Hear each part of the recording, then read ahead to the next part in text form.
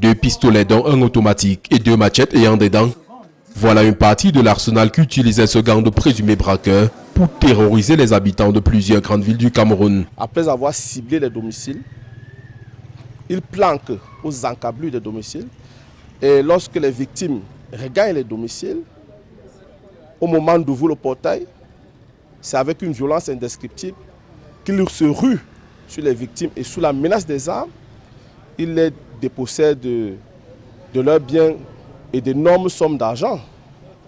Très violents, ils n'hésitent pas à faire feu lorsqu'il y a une moindre résistance. D'ailleurs, cela a été le cas. Le 31 août 2022, pendant qu'il tente de secourir un voisin victime d'une agression, un jeune avait été grièvement atteint par balle.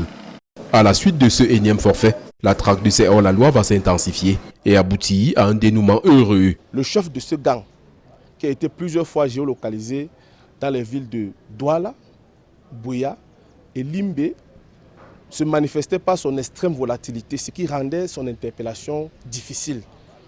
Finalement localisé à Yaoundé, nous avons immédiatement saisi le groupement spécial d'opération, GESO, qui n'a ménagé aucun effort pour mettre la main sur ce brigand.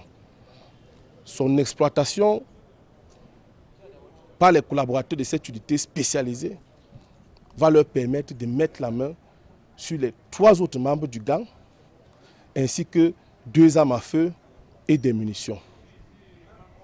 Et sur haute instruction du délégué général à la Sûreté nationale, ces malfrats seront transférés à notre niveau pour la suite des diligences judiciaires.